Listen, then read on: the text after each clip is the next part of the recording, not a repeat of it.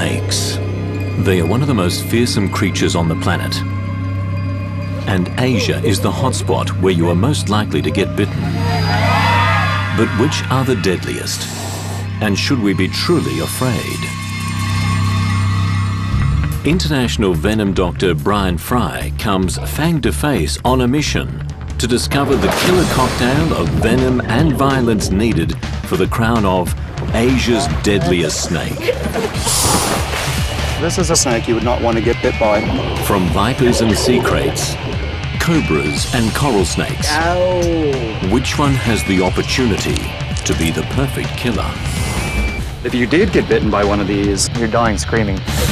Knowing the answer may one day save your life.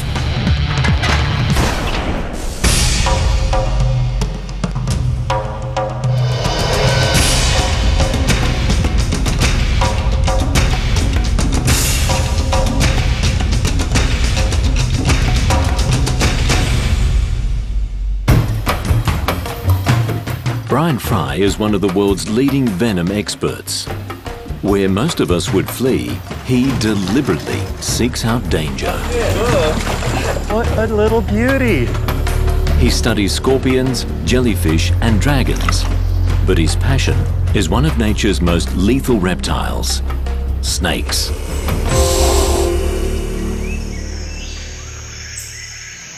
In Asia, it's estimated over 100,000 people a year die of snake bites. But which among the continent snakes are directly responsible? How do they kill, and what can we do about it? To find out, I'm going across Asia to track down and rate its deadliest snakes. To determine the ultimate killers, I'll be considering several key factors: opportunity, aggressiveness, strike ability, the potency of their venom. My first candidate is the reticulated python. It's the longest and one of the world's most powerful snakes. It kills mainly by suffocating prey in a death grip. This enables it to take on animals larger than themselves, possibly even humans. So does the python's size and power really make it the ultimate killer? Does it have the opportunity? Reticulated pythons can be found throughout Southeast Asia. Some of the largest are reportedly found in Indonesia. I've traveled to the island of Bali in the heart of the country, where I find pythons living amongst human population. This certainly gives it the opportunity to be deadly. As everywhere in Asia, snakes and people are in close proximity, particularly in a ravine like this, which is a perfect spot for a python. There's lots of vegetation, there's nice deep caves.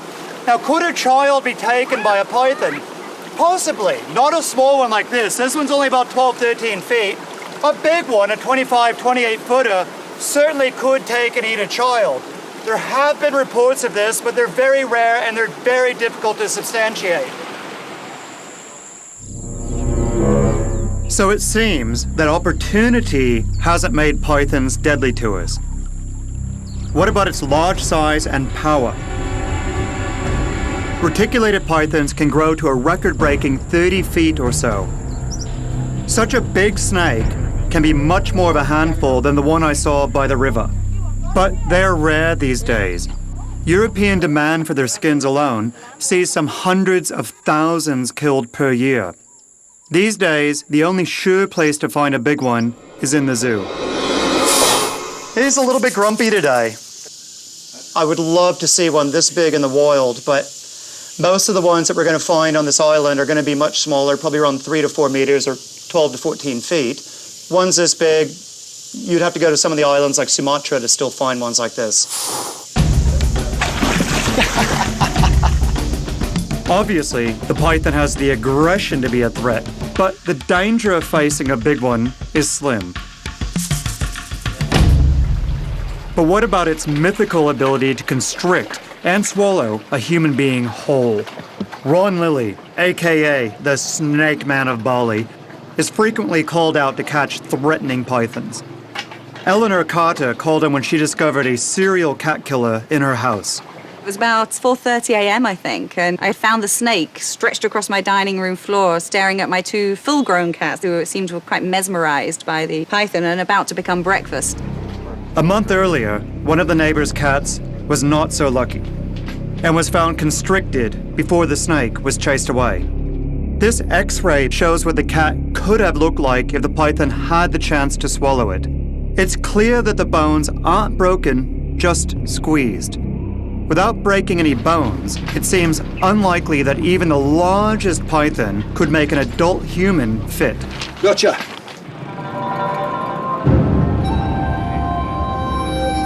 In Bali, I discovered that, by and large, people got on with pythons.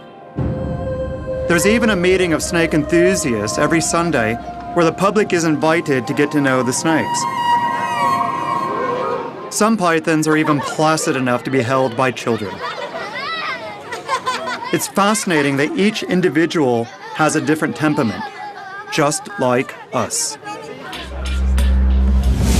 All in all, pythons are really only at the beginning of our deadly scale. That's because, although they have the size, crushing ability, and opportunity, they rarely attack people. And they lack a key chemical weapon that some snakes have perfected: venom. What makes a snake venom so deadly is a unique cocktail of toxins found in it. There are three main kinds of components. Hemotoxins cause blood clots and unstoppable bleeding. You could bleed to death or even have heart failure. Cytotoxins destroy flesh, which is why some people have amputations after being bitten. Neurotoxins attack the nervous system. Like nerve agents in chemical warfare, they stop breathing through lethal paralysis.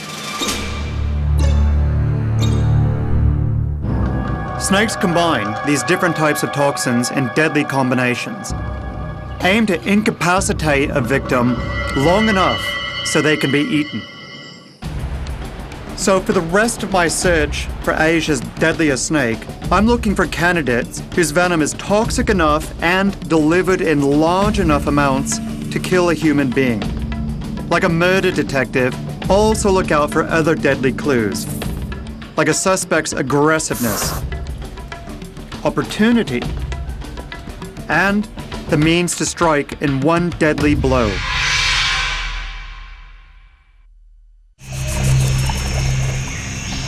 My search for Asia's deadliest snake leads me to the mangroves of Kedah in northern Malaysia. There's a potential candidate here that has venom as toxic as a cobra's. We're working the edge of the riverbanks here, and it's a particularly good spot for a lot of venomous snakes. The snake I'm really looking for is proving rather elusive. Just when I was about to give up my current location, I hit pay dirt. Oh, it's a big one!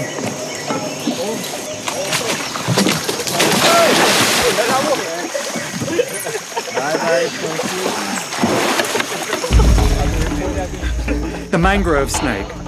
It's highly adaptable, a voracious predator, and has seriously potent venom. But is it deadly enough to kill a human being? So they've got their fangs sitting in the very back here, and then they chew the venom in rather than injecting it through the syringes like a cobra or a viper would. These snakes have venom as potent as a cobra's, but they don't have very much of it, and it's delivered much less efficiently to humans. What they do is they live at the edge of the branches and wait for birds. And because of that, their venom has been evolutionarily selected to be much more potent on birds than it is on mammals. I've had several bites by this kind of snake, and what they do is they give you a splitting headache, and they can affect your balance a little bit, makes you a bit giddy. So if I want to find Asia's deadliest snake, I'm going to have to look elsewhere. My deadly quest leads me further into Malaysia, to a famous Taoist temple on the island of Penang. Aptly called the Snake Temple, it was established over 190 years ago at a time when there was only jungle around it. There's a member of the congregation here armed not just with a venom that can cause heart failure, but with another formidable weapon. The Temple Viper. It so enjoyed the shelter given by the Snake Temple that it's made it its permanent home. Besides its toxic venom, part of the Temple Viper's deadliness is due to the surveillance intelligence it gains from the two special pits on either side of its nose. They're sensitive organs that detect heat.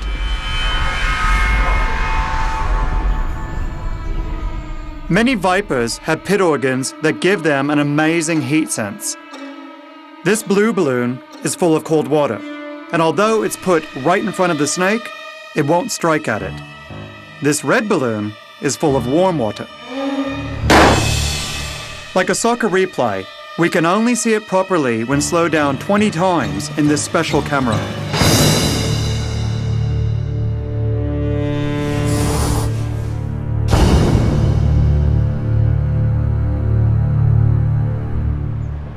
But is the Temple Viper's heat-sensing ability and toxic venom deadly to the Snake Temple visitors? To find out, I seek out the temple's chief custodian, Limeng Soon. So, have tourists ever been bitten here? Yes. Previously, there was no sign because twice tourists got bitten by the snake when it touched. Okay. That's why we put up the sign. And what happened to them? They went to the hospital. Okay. And they were okay? Yeah, okay. Did they lose their finger? No. You might not die, but you'd be in so much pain you'd wish you would die just to end it. Just kill me. So even with its deadly abilities, it seems that the Temple Viper may not be a man killer. The only way to be absolutely certain is to see it feed.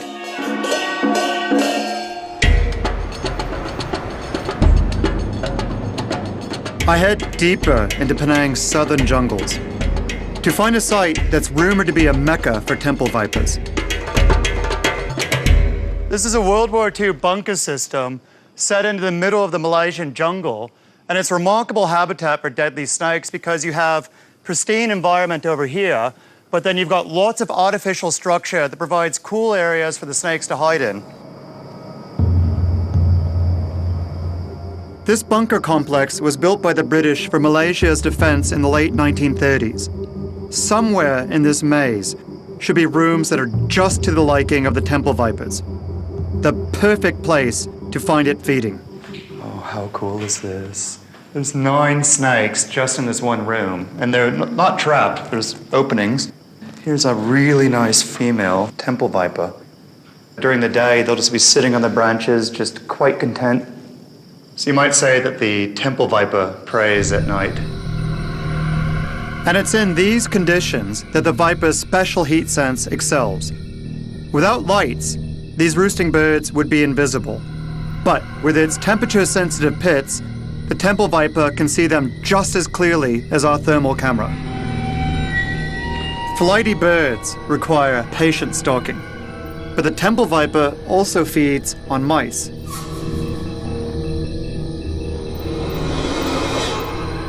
The Temple Viper's venom causes blood clotting and heart failure.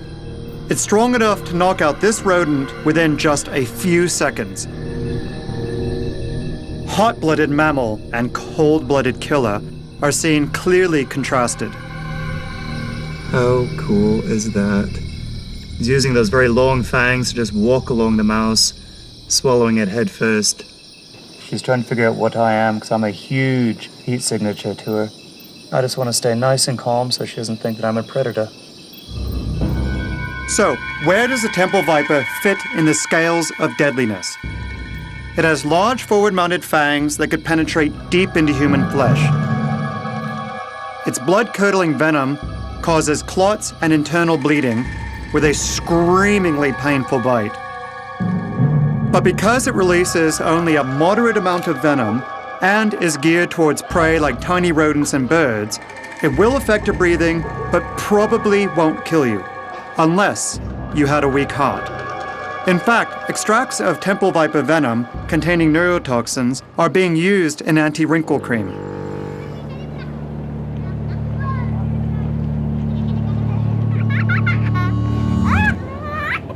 Some of Asia's deadliest snakes are found not on land, but at sea. I'm continuing my journey to southern Indonesia to find a particularly beautiful but highly venomous species.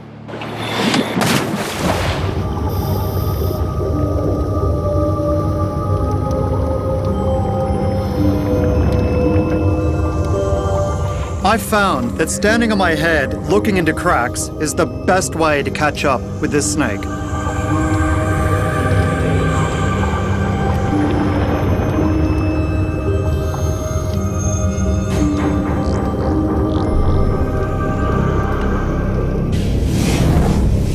This is a banded sea crate. It has tiny fangs, but is armed with neurotoxic venom more powerful than a cobra's. We know it's deadly to humans because fishermen have been killed removing them from nets. The sea crate hunts for fish around coral reefs. Its venom is so fast-acting and deadly to us because it must instantly immobilize its prey, otherwise the fish will just swim off. With scuba sports becoming more popular, do divers fear these snakes? Well, there's only one way to find out. Ow! Dive tourist Monty Sarongan from Jakarta kindly volunteers to get up close and personal with the banded sea crate I've just caught. They're sweethearts. They're nice. Come on, they're not sweetheart. I dive more than 1,000 dives, but I always avoid these things. They're very nicely tempered. See, they're not even trying to bite. Oh, God. So is this the first time you've ever held a snake? Yes, it's first time. Last time? No, don't say that. I didn't mean it that way. Oh, You know anything about their venom? Do you know how their venom works? It paralyzes your ability to breathe. Okay. So you can't inflate your lungs. As a diver, you'd of course know all about the importance of air. So the way that these kill is that they paralyze your ability to breathe. But that's what they do to the fish, that they paralyze the fish gills as well as the fish muscles. okay. And then they swallow. There are bites on record, but they're very, very rare. But usually it's the person's fault. They're trying to kill the snake, and the snake is just trying to defend themselves. It's not that they can't kill you, it's just that they have such a nice temper that they don't want to bite. But if you did get bitten by one of these, you would be in real trouble. Yeah. How's your heart? My God, thank you very much. Thank you. That's very remarkable experience, you know. Go have a beer.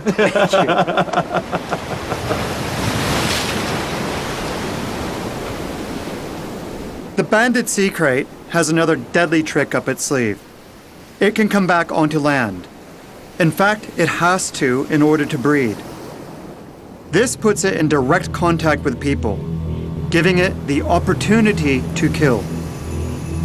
But oddly, deaths are rare on this beach in Bali.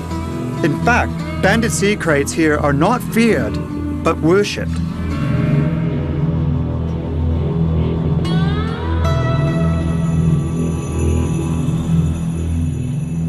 In the Bali Hindu religion, the sea crates have a central place.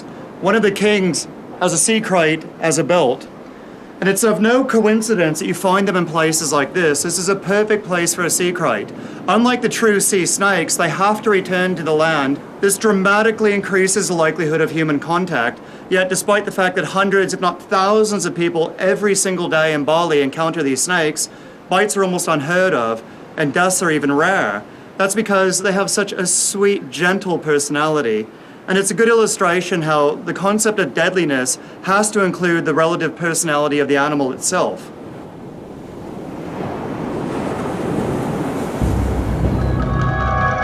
In my search for Asia's deadliest snake, there's one candidate I've always wanted to meet. The fatally beautiful blue coral snake. It's been a dream of mine for over 10 years to find and milk the venom of a blue coral snake in the wild. They reportedly have the longest venom glands of any snake, with the potential to deliver lethal quantities of toxin. On reputation alone, the snake's near the top of my list, but I've got to be sure. They live in leaf litter and under mossy bark. And occasionally sightings are reported when gardeners clean up the mess from fallen trees in places such as golf courses. I never realized how good golf buggies were for finding deadly snakes. They're ideal for my equipment and my clubs, the number 6 snake hook and the number 9 tongs. You can see so much from the open cart, and with my snaking caddy Ewan, I set out for what should be a good round. False alarm over the water obstacle. It was only a monitor lizard. And then we thought we saw something glisten in the grass. The method of capture we use is fast and designed to be the least stressful for the snake. Oh, yeah. Oh, that is a stunner. To milk the blue coral snake's venom, I need to be careful not to get bitten while putting only light pressure on it. Oh, look at that. Oh, no. Oh, that is frightening. That is so much more venom than I expected. I suspect it's going to be stupidly toxic. I have a feeling this is going to be one of the most toxic venoms I've ever studied. The main danger of this snake is that in addition to having lots of venom, we know it's really toxic because people have died from it, and there's no antivenom. There is absolutely no treatment for this snake. Oh, this is so a snake you would not want to get bit by. Symptoms from a bite with this kind of snake, it's going to be the classic neurotoxic, where it's going to paralyze your diaphragm. If you can't move your diaphragm muscle, that's the one that inflates your lungs. No diaphragm, no lungs, no air, no oxygen, no life. Besides finding the deadly blue coral snake in the wild, my other biggest dream is to study its infamous venom glands. At the Raffles Museum in Singapore, I get my chance. Curator Kelvin Lim invites me behind the scenes to dissect one of their preserved specimens and discover its deadly secrets. It's a very rare snake, so it's going to be a very unusual animal to find. Who would see this in Singapore, and where would they be seeing it? Members of the public, Okay. people who go jogging in the forest parks. And they know this snake? Yeah, it's a very beautiful snake, so it's hard to miss if you do see one.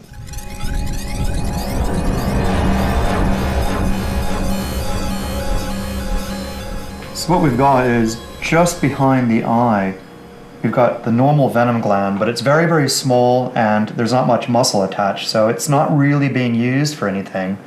But then we've got these two extraordinary thin ducts running along in here, and then we have these two absolutely extraordinary venom glands that go all the way down here on the body. It's an amazing delivery mechanism, and I've never seen any snake like this in the world. This is an absolutely unique animal.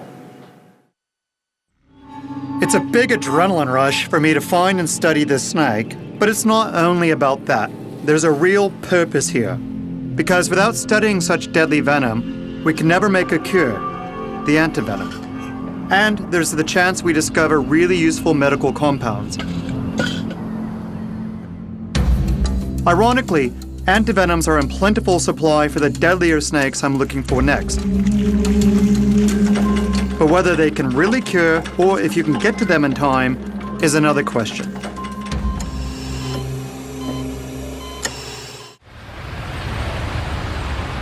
Some of the snakes we've seen so far, they have some of the combination of arsenal versus opportunity, but not quite there. The ones we're going after now, they have it all, and that's what makes them Asia's most deadly. Shaiful Abdul Aziz family has a tradition of working with and breeding snakes. He tours all over Malaysia with a carefully planned show. He does it to make a living, but also because he wants people to understand snakes better. Today's star is the king cobra, the biggest venomous snake in the world. Delivering record amounts of venom, it can cause death in just 15 minutes. In the wild, it usually hides from people, despite the fact it is near the top of my deadly list.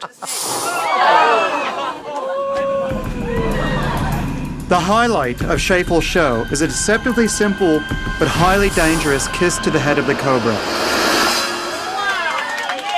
Several performers have been killed attempting to do this same trick, as a bite to the head is almost always fatal. It's recently been discovered that there are several distinct types of king cobra across Asia. I want to study the differences in their venom, and Schafel gave me the opportunity to get some from this awesome Malaysian species.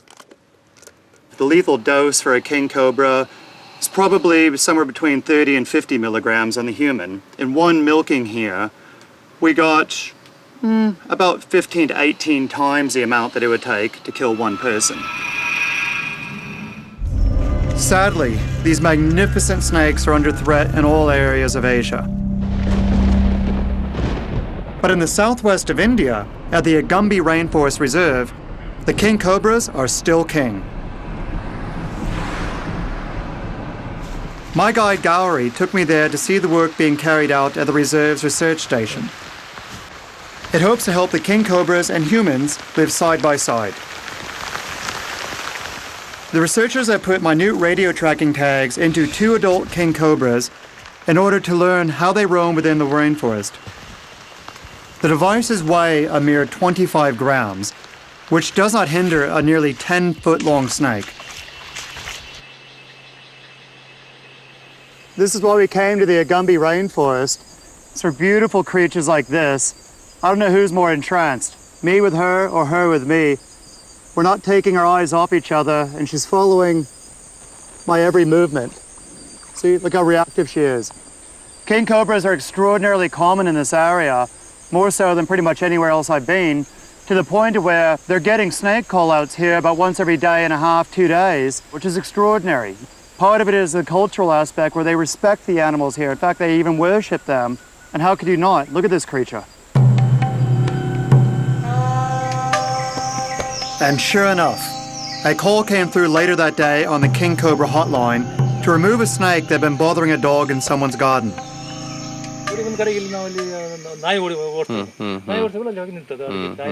Oh, nayi bandittu. Our friend says the snake came through that forest there, and he was very close to the house, and the dogs started chasing him. Dog with a death wish. No. Here it is. Oh, it's a good size one. Whoa, whoa. I'll get it.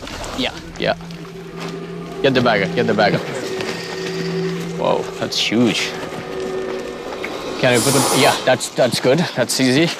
Even though a bite from a fully grown cobra like this could kill you within minutes, the locals have a calm respect for the snake. But it's important to get your bagging technique spot on. He needs coffee, I don't. Let's go. The next day, another king cobra call-out. This one is not quite as feisty and gives us a better chance to get close. Okay. Yes. Come. It's a beautiful female. Ah. Hello, sweetie. She is just a beauty. So king cobra's venom is primarily neurotoxic, and they inject huge amounts of venom. So what they do is they feed on other snakes. That's their specialty. And they don't want to have anything to do with people. It doesn't want to be here. It doesn't want to have anything to do with humans. And that goes to another major element of our definition of what is deadly, is the opportunity. These snakes don't want the opportunity to bite a person. They just want the opportunity to be left alone.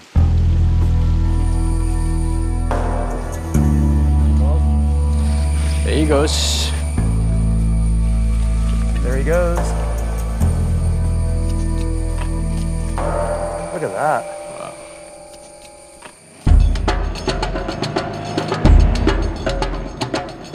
Asia has lots of snakes, but it also has lots of people.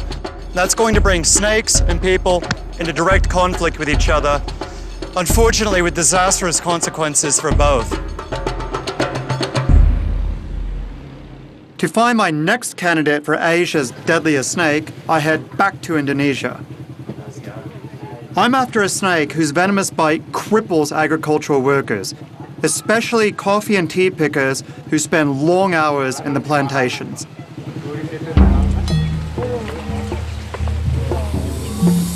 The green tree viper. A bite from it on the finger can lead to amputation. With its venom and clear opportunity, could this snake be the deadliest of the lot? Not quite, but very close. These are actually one of the most medically hazardous snakes in all of Asia.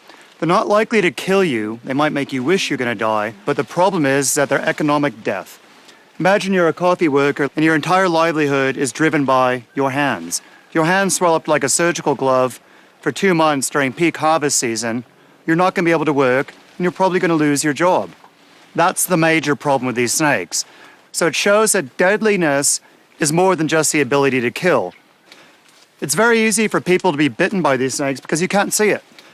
They've got a counter shading where they're dark green on the top, but then bright lime green underneath. Now imagine a leaf with the sunlight coming down. A leaf's going to be dark on the top and bright colored on the bottom. They fit in just perfect.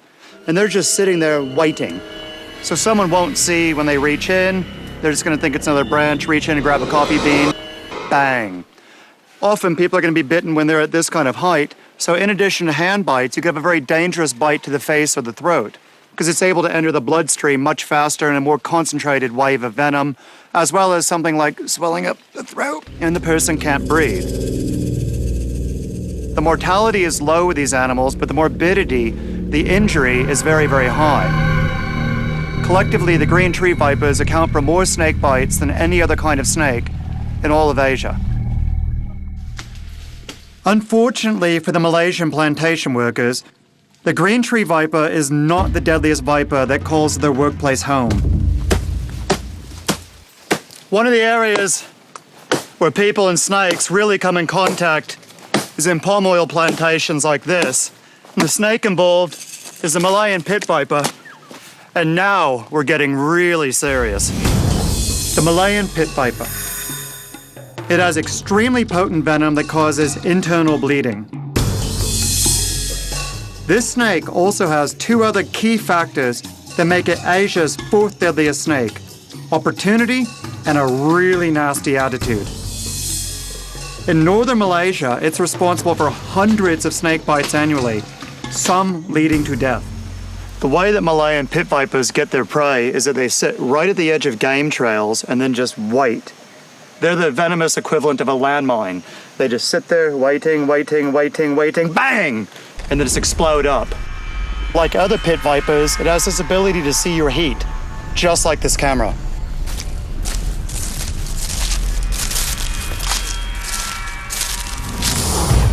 So did you think I was actually going to do that? I'm crazy, but I'm not stupid.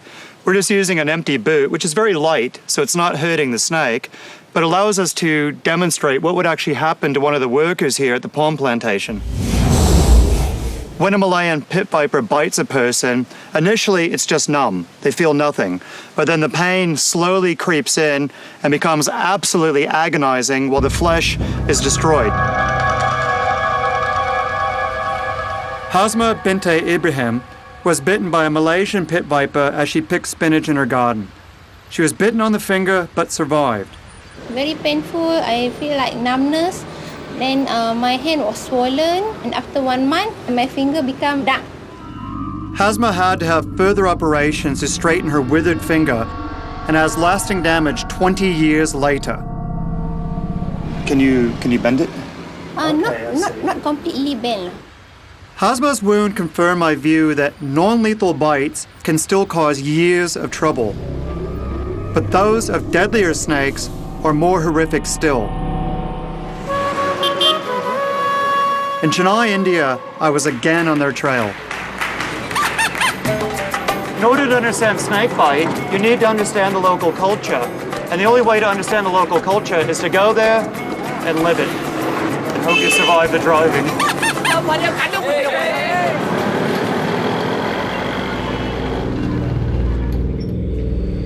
Many people in India use mats to sleep on the floor, potentially putting them in the path of our 3rd most potent killer. The common krait is extremely venomous. It's been said 1 bite is enough to kill 24 men. It is often found around human habitation and feeds at night on rats and other rodent-eating snakes. Many incidents happen when the krait crawls under people's sleeping mats, biting them when they turn over. What's truly frightening is that the bite isn't painful. and death is almost certain without treatment.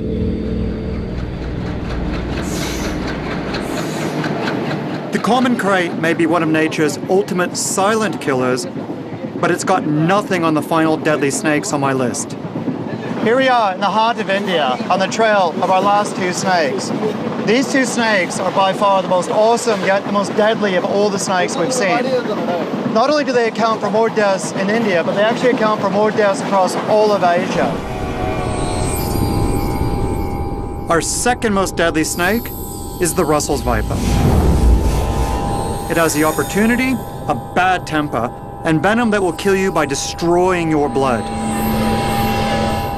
Its bite is so quick, you'd have very little time to react to it. It's known to kill thousands of people every year in India, and even if you survive it, it causes devastating wounds. Sharada Sina knows the consequences only too well. My friend and snake expert, Gauri, helps me understand what a profound effect the viper's bite has had on her life.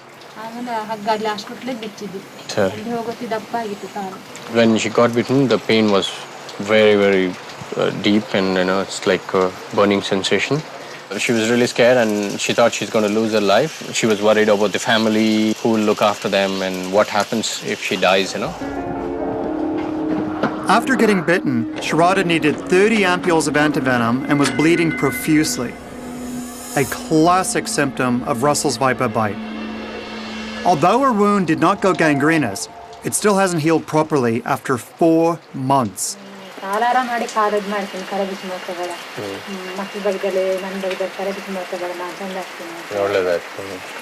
If it doesn't heal or doesn't help her in any way, she'll lose her life. She'll commit suicide, and she'll ask her husband to kill her. Which, of course, he won't listen to. He won't. That's the great thing here, and he says, no, I will make sure that you'll be okay.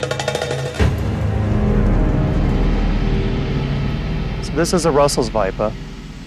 In the Indian subcontinent, this is by far the most medically important snake. The only reason it's not our top snake is because it has a fairly restricted range. But in India, this is the problem animal. Here, nobody likes a Russell's viper.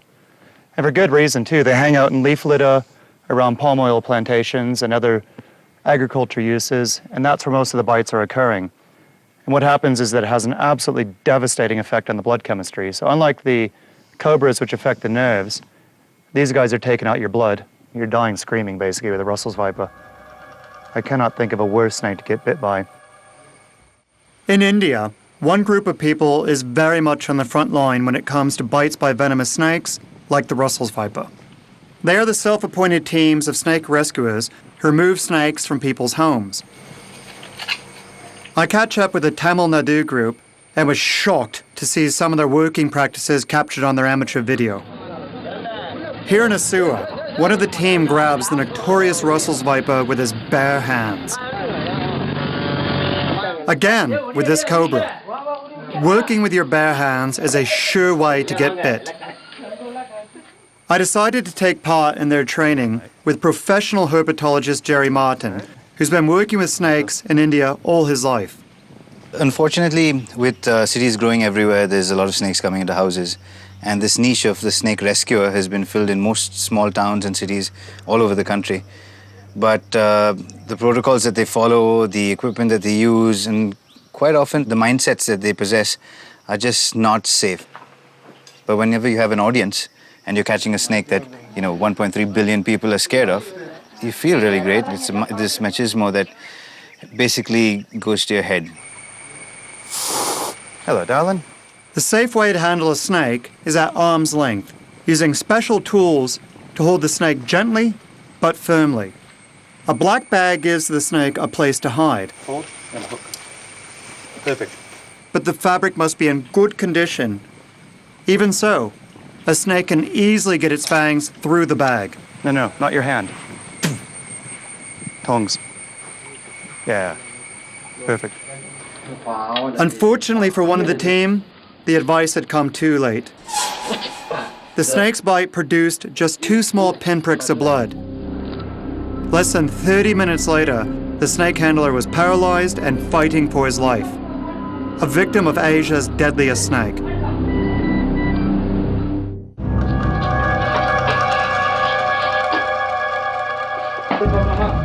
Robin Bernard, bitten by Asia's #1 killer snake, soon starts vomiting and feeling short of breath.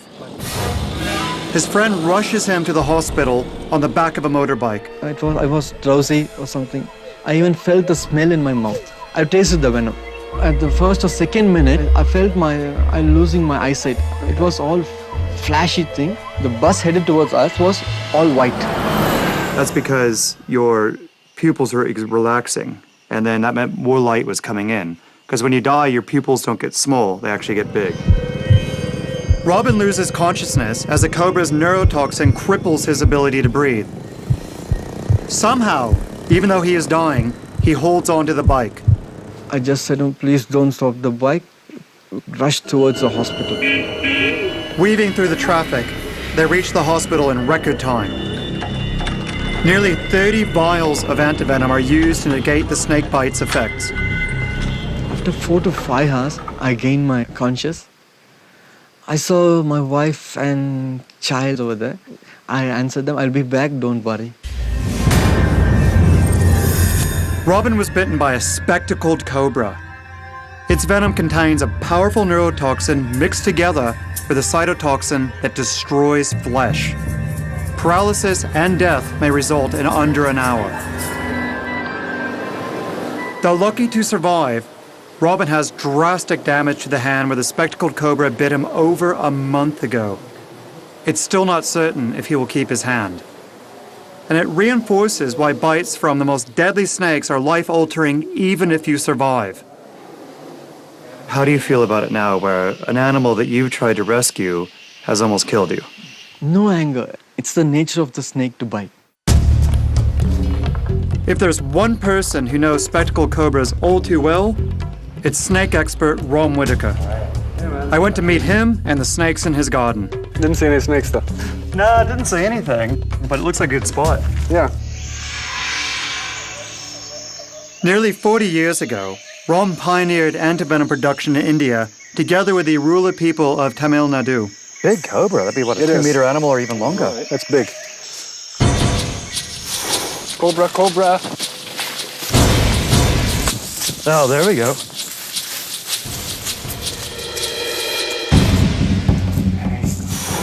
And they're just so tuned into movement. The snake is not taking its eyes off me. Just following everything I do. Having seen Robin's hand, I need no reminder of what a spectacled cobra can do. But it's obvious this snake is wary of me too. The whole point of the cobra's hood is warning. So on the back of it, there's these false eye spots that make it look like it literally has eyes in the back of its head. While on the front of it, there's also false eye spots that make it look like it's a very, very large head. So they're trying to make themselves look big and intimidating. So the cobras really have it all. They have big fangs, big venom yields, very, very potent venom, and also the opportunity. They're extremely common around people's houses because of all the rodents. If you leave a lot of refuge around, you're going to have a cobra problem. So taking all the variables into account, this, the cobra, is the deadliest snake in Asia. Every year across Asia, snakes from the cobra genus killed tens of thousands of people. And yet, perhaps with simple awareness, many of these bites would never happen. On my journey across Asia, I've indeed come across some of its deadliest snakes. But they're also the ones I find the most fascinating and perfectly adapted to their needs. Their venom is deadly to the animals they eat and has become ever more toxic to counter the resistance of the prey. When we get in the way, we encounter this deadliness. But to a snake, there is nothing more deadly than man.